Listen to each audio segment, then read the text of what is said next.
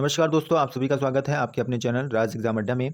आज जो हमारी क्लास होने वाली है उत्तराखंड आधुनिक की क्लास होने वाली है। इसमें हम जो पढ़ने वाले हैं आधुनिक से जो प्रश्न हमारे बनते हैं गोरखा साम्राज्य और अन्य साम्राज्यों के बारे में आज की क्लास में हम देखने वाले हैं। और हर एक प्रश्न एग्जाम के पॉइंट ऑफ व्यू से महत्वपूर्ण रहने वाला है और हर एक प्रश्न को हम एक्स्ट्रा फैक्ट के साथ देखने वाले हैं। आज का जो सबसे पहला प्रश्न होने वाला है वो हमारा प्रश्न है, कुमायूं पर गोरखा आक्रमण के समय नेपाल नरेश कौन था? तो जब कुमायूं पर गोरखा आक्रमण हुआ उस समय जो नेपाल नरेश थे भाई, तो रण बहादुर शाह थे। कौन थे भाई? तो रण बहादुर शाह थे। कुमायूं का शासक भैया उस टाइम कौन था? तो महेंद्र चंद भैया कौन थे भैया? इस समय कुमायूं के शासक होते हैं। रण बहादुर शाह जब जब गद्दी पर बैठते हैं तो इनकी उम्र काफ़ी कम थी। पहले इनकी संरक्षक के रूप में भैया कौन आई? तो इंद्र लक्ष्मी ने काम किया और बाद में इनके संरक्षक बने इनके चाचा चौतरिया बहादुर शाह। क्या बनते हैं? बाद में इनके संरक्षक बनते हैं। कुमायूं में राज कर के अतिरिक्त सयानों व थोकदारों को दिया जाने वाला कर दस्तूर कर कहलाता था। और दोनिया कर भैया किसे क्या होता था ये? तो पहाड़ी पशु चारकों पर दोनिया कर लगता था। और पुगाड़ी कर एक प्रकार का भूमि कर था जो सैनिकों का वेतन इसी कर से दिया जाता था भाई। तो ये भी कहीं ना कहीं हमें बात याद रखनी है इस प्रश्न से। ठीक है, अगले प्रश्न की ओर चलते हैं। अगला जो हमारा आज का प्रश्न होने वाला है, कुमायूं पर गोरखाओं ने कब से कब तक शासन किया था? तो कुमायूं पर गोरखाओं के द्वारा भैया जो शासन किया गया 1790 से लेकर कब तक भाई? 1790 से लेकर 1815 तक भैया कुमायूं में गोरखों ने क्या करा था भाई? शासन किया था भाई। कब से कब? 1790 से लेकर और 1815 तक इन्होंने क्या किया? शासन किया था भाई। इससे जो हमें और बातें याद रखनी है वो बातें बातें क्या याद रखनी है? अ, गोरखाओं के द्वारा पहला युद्ध भैया कौन सा हुआ? तो लंगूरगढ़ में हुआ था भाई। सेकंड जो होता है बाजबा कौन सा? बाड़ाहाट युद्ध होता है। तीसरा जो युद्ध होता है चंपा युद्ध होता है और अंतिम जो युद्ध होता है भैया खुड़बुड़ा का युद्ध होता है। इसमें प्रद्युम्न शाह को वीरगति प्राप्त होती है भाई। तो कुमायूं पर गोरखाओं ने कब से कब तक शासन किया? तो 1790 से लेकर 1815 तक कुमायूं में गोरखाओं के द्वारा शासन किया गया था भाई।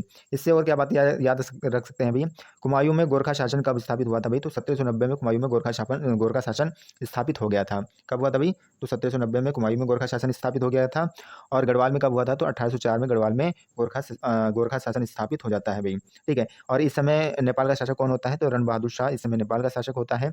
कुमायूं में चंद वंश का अंतिम शासक महेंद्र चंद था भाई।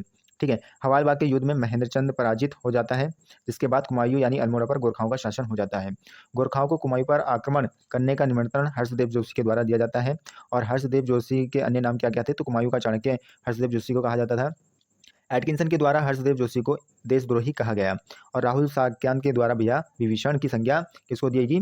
तो हर्षदेव जोशी को दी गई थी। तो इस क्वेश्चन से ये पॉइंट हमें याद रखने हैं। अगले प्रश्न की ओर चलते हैं। अगला जो आज का हमारा प्रश्न रहने वाला है, खुड़बुड़ा का युद्ध कब हुआ था भाई? तो खुड़बुड़ा का जो युद्ध होता है वो 14 मई 1804 को होता है। कब होता है भाई? तो 14 मई 1804 का होता है। और किन किन के मध्य होता है? तो प्रद्युम्न शाह और गोरखाओं के मध्य होता है भाई। ठीक है, 14 मई 1804 को भैया खुड़बुड़ा का युद्ध होता है। और ये कहाँ पर है भाई? तो देहरादून के अंदर होता है।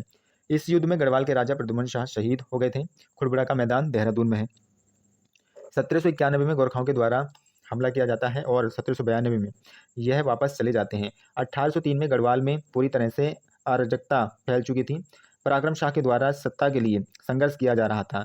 दूसरा यहाँ पर भयंकर भूकंप आया और 7 दिन 7 रातों तक यहाँ पर भूकंप आता है। इसी का फायदा उठाकर 1803 में गोरखाओं ने गढ़वाल पर दोबारा से आक्रमण कर दिया और इसी के तहत 1804 में अंतिम लड़ाई होती है खुड़बुड़ा के मैदान में। और इसी में गढ़वाल के राजा मारे जाते हैं और गोरखाओं का अधिकार हो जाता है। इसी समय नेपाल का राजा विक्रम शाह था भाई। ठीक है, कौन था भाई इस समय नेपाल का राजा? तो विक्रम शाह था भाई। तो इतने बातों को हमें इस प्रश्न से याद रखना है। अगले क्वेश्चन की ओर चलते हैं। अगला जो क्वेश्चन है, खुड़बुड़ा के युद्ध के समय गढ़वाल का शासक कौन था? तो जब खुड़बुड़ा का युद्ध होता है इस समय गढ़वाल का शासक प्रद्युम्न शाह था भाई। खुड़बुड़ा किस नदी पर है भाई? तो ये बिंदाल नदी के तट पर है। और कहाँ पर है भाई? तो देहरादून के अंदर है भाई। बिंदाल भैया किसकी सहायक नदी है?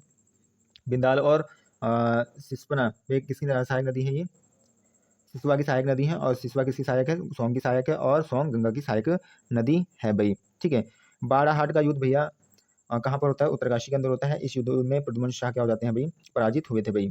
ठीक है, चामुआ या चंबा का युद्ध भैया प्रद्युम्न शाह इसमें भी पराजित हो जाता है और देहरादून की तरफ ले गए भाई। और फिर इनके द्वारा अंतिम युद्ध लड़ा जाता है खुड़बुड़ा का युद्ध, जो कि कब? 1804 में इनके द्वारा ये अंतिम युद्ध लड़ा जाता है भाई। तो इतने पॉइंटों को हमें इस प्रश्न से याद रखना है भाई। ठीक है, अगले क्वेश्चन की ओर चलेंगे। आज अगला जो हमारा आज का क्वेश्चन रहने वाला है उस क्वेश्चन को हम देखते हैं। तो अगला क्वेश्चन है भाई, 1815 ईस्वी में किसने टिहरी में पवार वंश की पुनर्स्थापना की थी भाई। तो किनके द्वारा की गई थी? तो सुदर्शन शाह के द्वारा की गई थी। कब की गई थी? तो 1815 में की गई थी। और कहाँ पर की गई थी भाई? तो टिहरी के अंदर की गई थी। तो ये बेसिक जो प्रश्न बन सकते हैं उनको याद रखना है। 1804 में प्रद्युम्न शाह मारे गए और गोरखाओं का शासन क्या हो जाता है भाई? स्थापित हो जाता है। और सुदर्शन शाह के द्वारा अंग्रेजों को निमंत्रण दिया जाता है और कहा कि आप यहाँ पर आएँ और गोरखाओं को हटाओ। अंग्रेज आते हैं और गोरखाओं को पराजित कर दिया जाता है। इसके बाद अंग्रेजों के द्वारा सुदर्शन शाह का आधा राज्य यानी श्रीनगर ले लिया जाता है।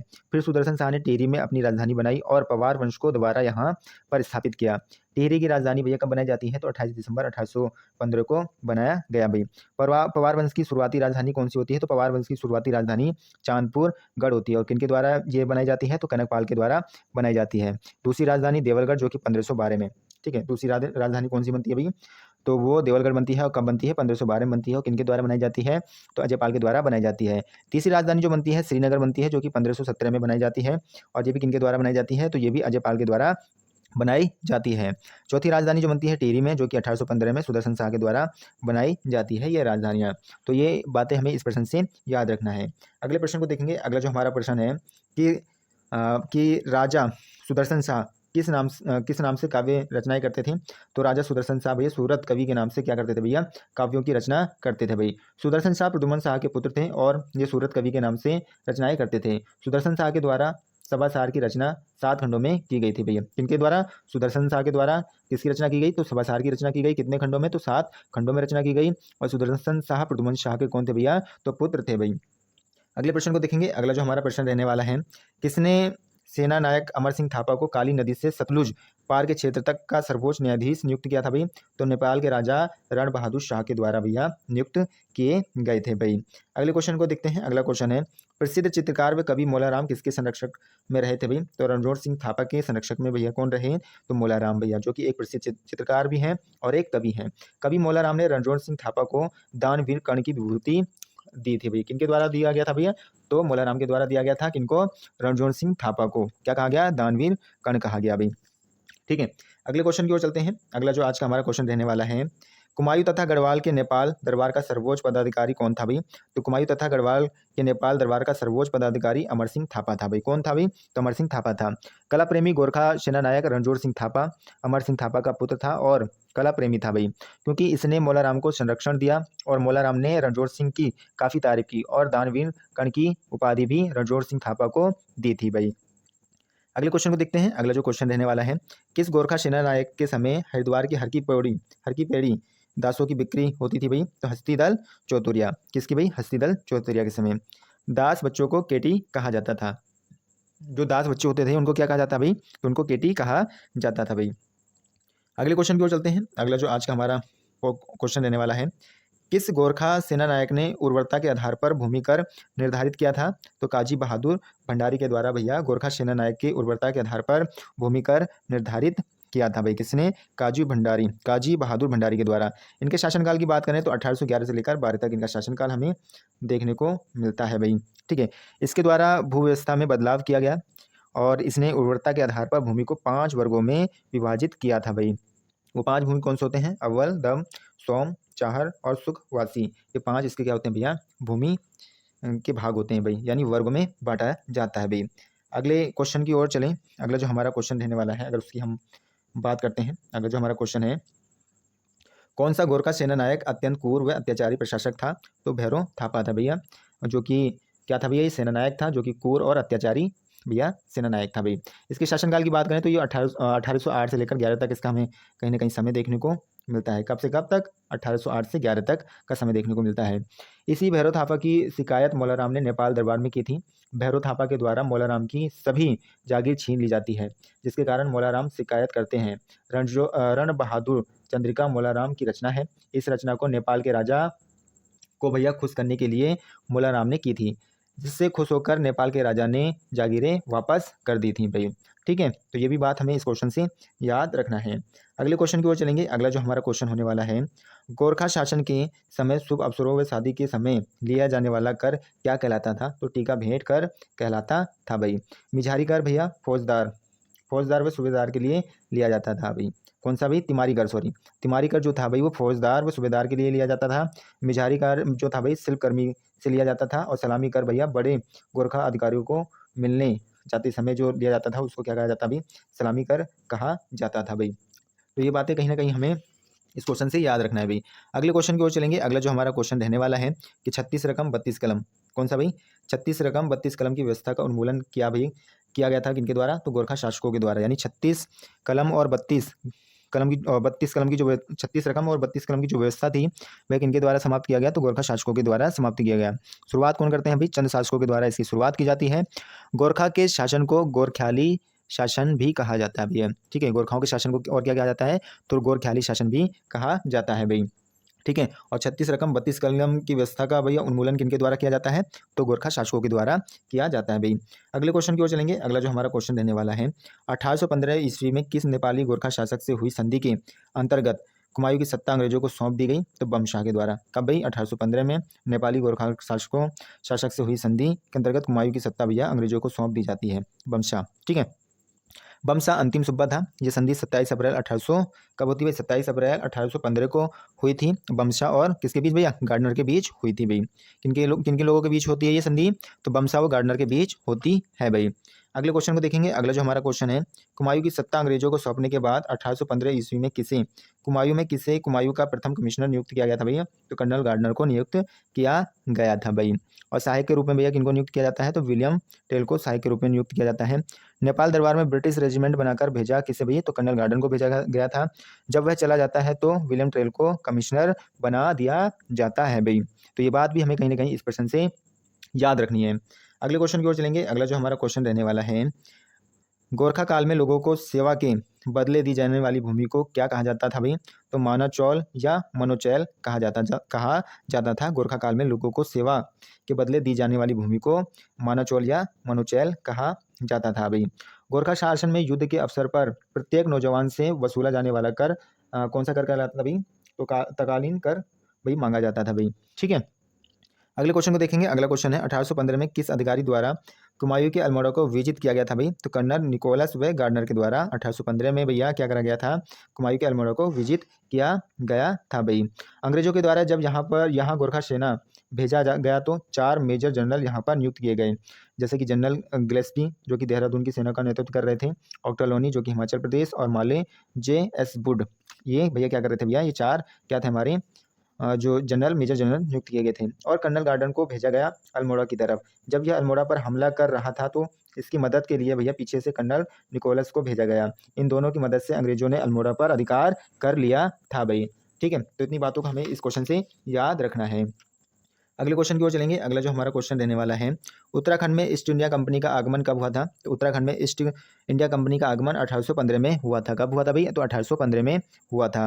अगले क्वेश्चन को देखेंगे। अगला क्वेश्चन है, 15 मई 1815 को अंग्रेजी सेना ऑक्टरलोनी ने किसे मोलब का किला जीता था भैया? तो अमर सिंह थापा के। ठीक है भाई, किसके? अमर सिंह थापा के। अगले क्वेश्चन की ओर चलते हैं। अगला क्वेश्चन जो हमारा रहने वाला है, अगर उसकी बात करें, 1815 ईस्वी में संगोली की संधि में उत्तराखंड अंग्रेजी शासन के अधीन आया। वर्तमान संगोली अवस्थित है भाई कहाँ पर? तो बिहार के अंदर भैया ये स्थित है संगोली। 28 फरवरी 1816 में अंग्रेजों ने नेपाल पर चढ़ाई करके काठमांडू के निकट गोरखाओं को पराजित किया। 4 मार्च 1816 को गोरखाओं ने संधि को स्वीकार कर लिया था भाई। ठीक है, तो भैया ये जो संगोली है कहाँ पर है? तो ये बिहार में है वर्तमान में। अगले क्वेश्चन को देखते हैं। चैतू व माड़कू नामक चित्रकार को किस राजा ने अपने दरबार में आश्रय प्रदान किया था? तो सुदर्शन शाह। ठीक है, किसने भाई? तो सुदर्शन शाह ने।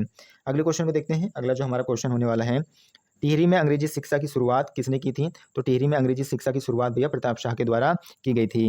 ब्रिटिश सरकार द्वारा भैया क्या करा गया था? CSI की उपाधि की भैया किनको दी गई थी? तो कीर्ति शाह को। कब? 1803 में। 1890, ठीक है, 1898 कैंपोनियन ऑफ इंडिया अंग्रेजों के द्वारा भैया ये स्थापित किया गया था। 1900 में भैया कीर्ति शाह ने क्या करा था भाई? इंग्लैंड गए और वहाँ से भैया क्या करा? इंग्लैंड जब वो जाते हैं तो इनको क्या करा जाता है भाई? 11 तोपों की सलामी दी जाती है कीर्ति शाह को भी। ठीक है, जो कि 1900 में कीर्ति शाह कहाँ जाते हैं? तो इंग्लैंड के अंदर जाते हैं भाई। अगले क्वेश्चन को देखते हैं। अगला क्वेश्चन है भाई, संगोली की संधि कब हुई थी? तो संगोली की संधि 28 नवंबर 1815 को हुई थी भाई। कब हुई थी? 28 नवंबर 1815 को होती है भाई संगोली की संधि। नेपाल दरबार के पुरोहित व अंग्रेज दरबार के कर्नल ब्रैडशॉ गजराज मिश्र नेपाल के द्वारा इस संधि को नेपाल के द्वारा इस संधि को नहीं माना गया, और जब अंग्रेजों ने अपनी सेना काठमांडू पर भेजी तो इन्होंने 4 मार्च 1816 को इस संधि को क्या करते हैं भैया, स्वीकार करते हैं भाई। अगले क्वेश्चन को देखते हैं। अगला जो हमारा क्वेश्चन है, किस रियासत को छोड़कर अंग्रेजों ने अन्य क्षेत्र को नॉन रेगुलेशन प्रांत बनाकर उत्तर पूर्वी प्रांत का भाग बनाया भैया? किसको? तो टिहरी रियासत को भाई। आधा राज्य अंग्रेजों के कब्जे में जाने के बाद गढ़वाल नरेश सुदर्शन शाह ने अपनी राजधानी श्रीनगर से हटाकर टिहरी में ले आए थे भाई। अगले क्वेश्चन को देखते हैं। अगला जो हमारा क्वेश्चन होने वाला है, ब्रिटिश गढ़वाल की राजधानी कहाँ थी? तो ब्रिटिश गढ़वाल की राजधानी श्रीनगर में थी। कहाँ थी भाई? तो श्रीनगर में थी। बाद में 1840 में पौड़ी गढ़वाल राजधानी लाई जाती है। कब कहाँ लाई जाती है? तो भाई पौड़ी गढ़वाल में राजधानी लाई जाती है भाई। अगले क्वेश्चन को देखते हैं। अगला क्वेश्चन है, ब्रिटिश शासनकाल में उत्तराखंड में प्रधान का मुख्य दायित्व क्या था? तो ब्रिटिश शासनकाल में उत्तराखंड में प्रधान का मुख्य दायित्व राजस्व एकत्र करना था भाई। क्या था भाई? तो राजस्व एकत्र करना था भाई। अगले क्वेश्चन को देखते हैं। अगला क्वेश्चन है, किस वर्ष अंग्रेजों ने एक स्कूल श्रीनगर गढ़वाल में शुरू किया था? तो 1840 में भैया। कब? 1840 में। अगले क्वेश्चन की ओर चलेंगे। अगला क्वेश्चन हमारा है, 1857 की क्रांति के समय कुमायूं का कमिश्नर कौन था भाई? तो 1857 के समय भाई, 1857 के समय जो 1857 की क्रांति हुई उस समय भाई Kumaon commissioner sir Henry Ramsay थे। कौन थे भाई? सर हेनरी रैमजे थे भैया। और 1856 से लेकर 84 तक, कब सर? 1856 से लेकर 84 तक इनका शासनकाल देखने को मिलता है। लगभग 28 वर्ष तक इनका शासनकाल हमें देखने को मिलता है, जो कि एक सबसे लंबा कार्यकाल होता है। रणवीर सेना का गठन 1857 की क्रांति के समय किया गया। किनके द्वारा? रैमजे के द्वारा। 17 सितंबर 1857 को हल्द्वानी में 1000 क्रांतिकारियों ने भैया क्या करा? हल्द्वानी पर कब्जा कर लिया था। इसी का दमन करने के लिए रैमजे ने मैक्सवेल को भेजा था। 18 सितंबर को अंग्रेजों के द्वारा खाली करवा लिया गया था भाई। अगले क्वेश्चन की ओर चलेंगे। अगला जो हमारा क्वेश्चन रहने वाला है, अगर उसकी बात करें, खलंगा देहरादून के आंगला गोरखा युद्ध में ब्रिटिश सेना का नेतृत्व किसके द्वारा किया गया था? तो मेजर जनरल जिलेस्पी के द्वारा किया गया था भाई। खलंगा का युद्ध, जिसको नाला पानी का युद्ध भी कहा जाता है, गोरखाओं का नेतृत्व बलदेव सिंह थापा कर रहा था। कहा जाता है कि इस युद्ध में जनरल जिलेस्पी की मृत्यु हो जाती है भाई। अगले क्वेश्चन को देखेंगे। पहाड़ी क्षेत्र में सर्वप्रथम पुलिस थाना 1837 में कहाँ स्थापित किया गया था? तो अल्मोड़ा में स्थापित किया गया था। कब स्थापित किया गया? तो 1837 में स्थापित किया गया। अल्मोड़ा थाना की स्थापना 1837 में होती है। अल्मोड़ा जेल की स्थापना 1816 में होती है। पौड़ी जेल की भी 1821 में होती है, जिसको गढ़वाल का काला पानी भी कहते हैं भाई।